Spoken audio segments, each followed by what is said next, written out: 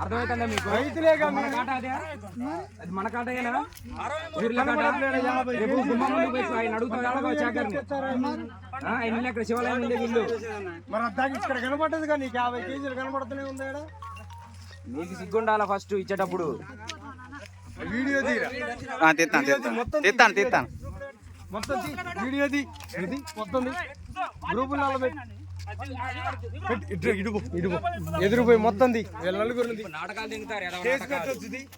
కాట ఎంత వచ్చింది? అది 30 కేజీలు ఎక్కడ, 50 కేజీలు ఎక్కడ?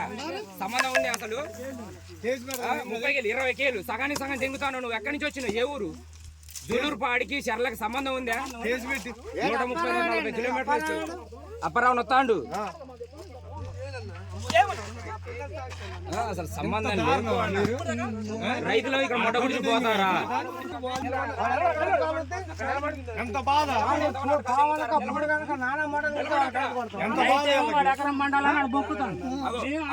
కాటా కూడా 30 కేజీలు వచ్చిందట. మన కాట మీద 50 కేజీలు వస్తుంది. 20 కేజీలు మోసం, 20 కేజీలు తేడా.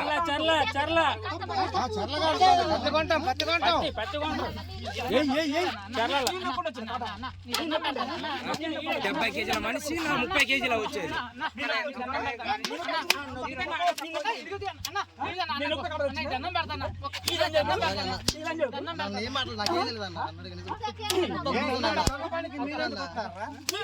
తెలిసి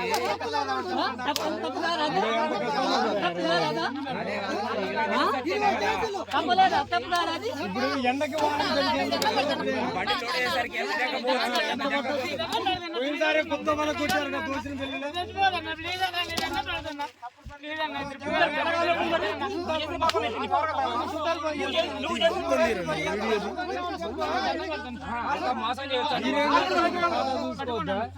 పెళ్లిలో.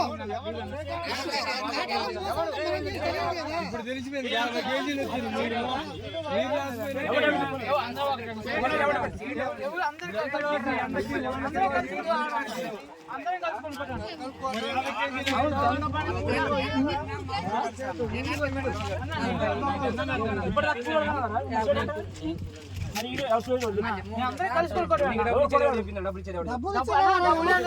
కలిపి అన్న వచ్చాను ప్రామిస్ అన్న, దైవ సాక్షి అవుతున్నా.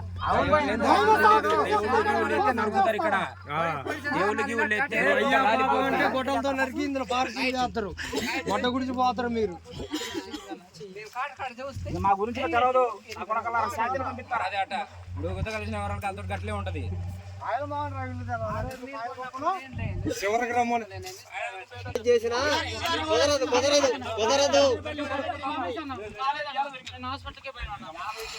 పండ్లు ఎవరు చెప్తాయని చూసిన అంటారా?